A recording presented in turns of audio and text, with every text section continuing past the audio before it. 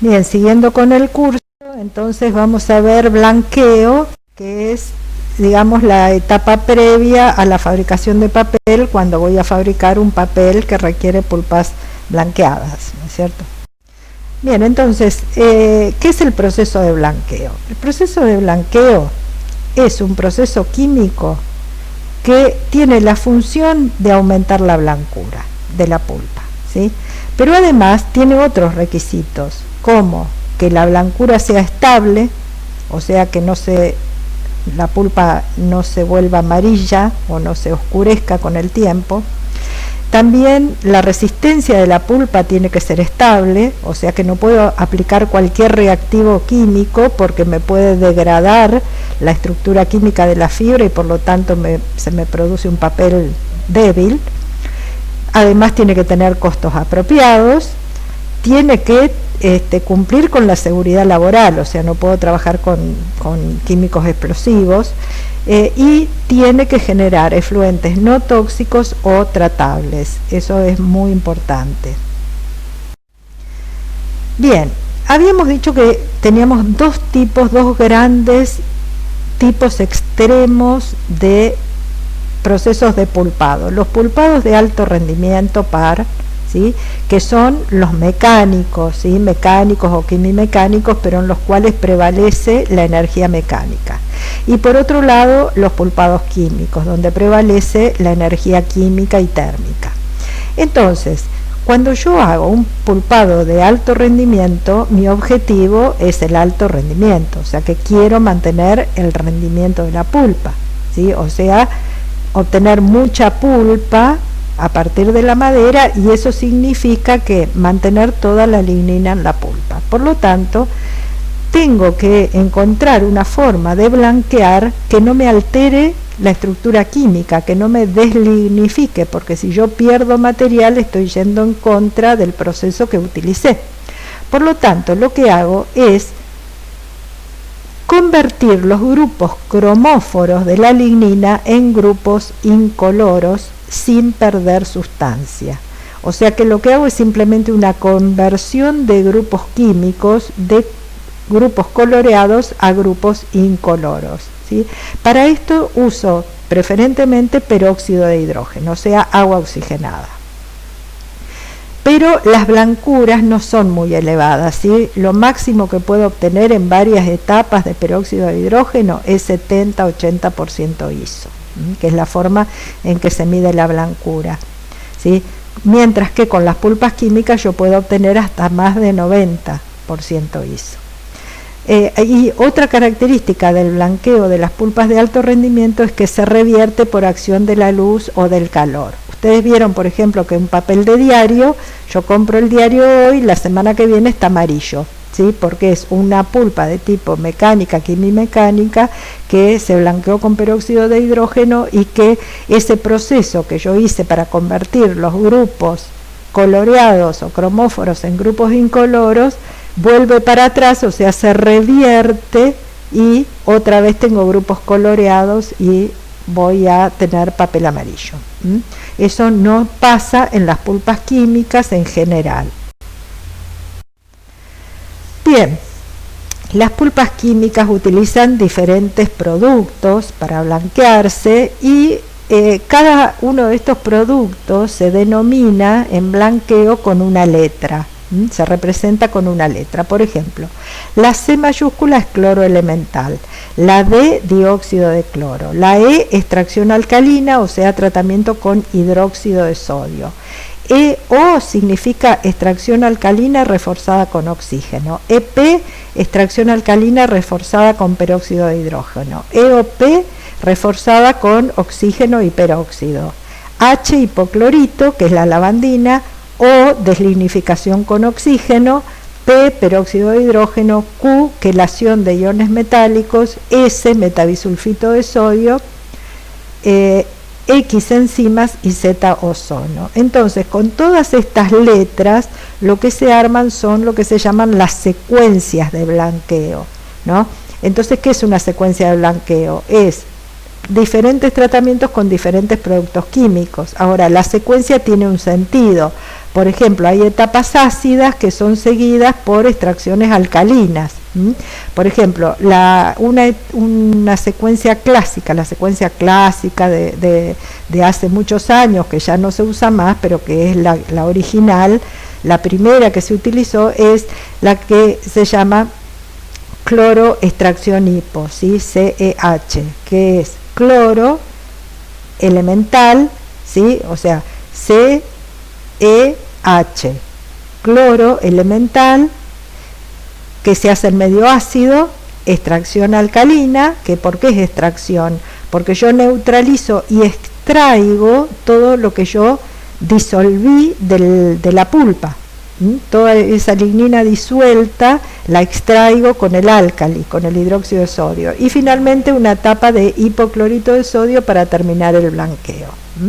Entonces yo así voy mezclando las letras y voy combinando. Por ejemplo, etapas modernas de blanqueo son D0, por ejemplo, D0, E, D1, E, P.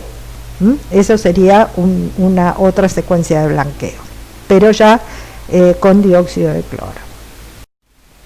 Entonces, como decíamos, el blanqueo convencional de pulpas que actualmente está en desuso es el cloro extracción hipo. Pero ahora, actualmente tenemos dos tipos de secuencias. Las secuencias libres de cloro elemental o SF, Elementary Chlorine Free, que utiliza como reactivos oxígeno, dióxido de cloro, extracción alcalina, quelantes, peróxido de hidrógeno, ozono, enzimas, y el TCF, que es el libre de cloro total, Total Chlorine Free, que utiliza solo reactivos oxigenados como oxígeno, quelantes, peróxido, ozono y también enzimas. Estas etapas de blanqueo se realizan en torres de blanqueo, donde a la pulpa que entra, a través de las bombas se les agregan los reactivos químicos, vapor, y en la torre se les da el tiempo de residencia en contacto con esos reactivos para que se produzca la reacción de blanqueo. Posteriormente se lava la pulpa y ya está la pulpa para la fábrica de papel. Entonces vamos a tener varias torres en las que se van a realizar las diferentes etapas.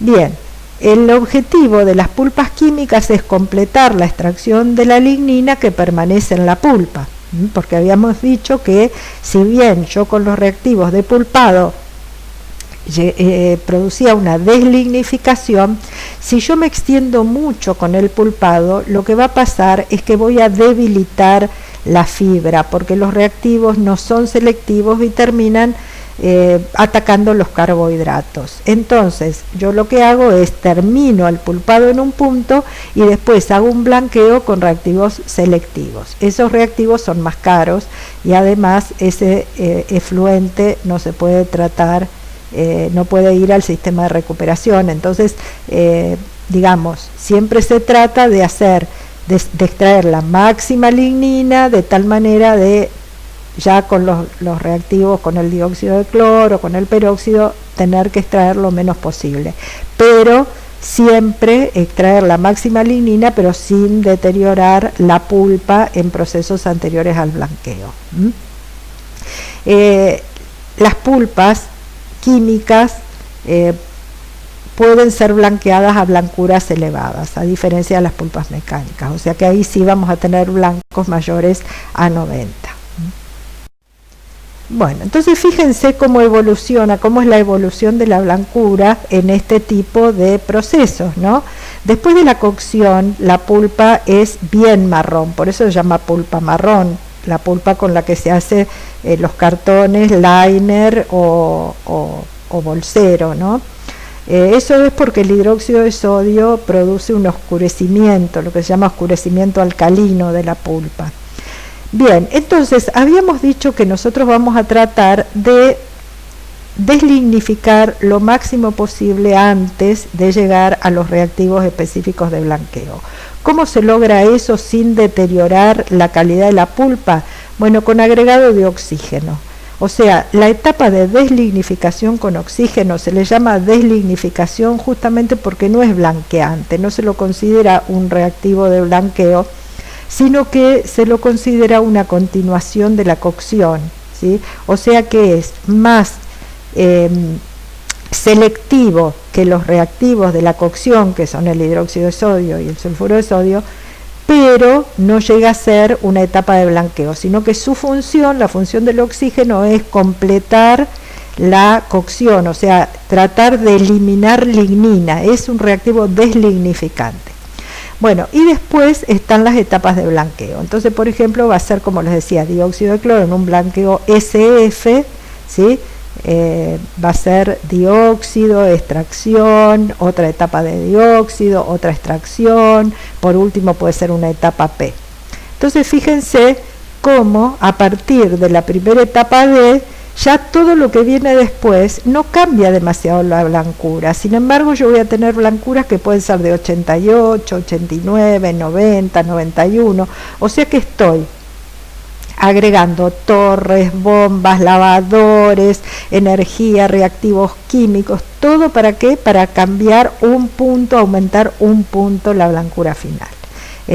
¿Por qué se hace eso? Y bueno, porque el consumidor quiere tener un papel blanquísimo, ¿sí? Porque si no, no tendría ningún sentido. Como ustedes pueden ver acá, las últimas dos etapas no tienen diferencia entre sí.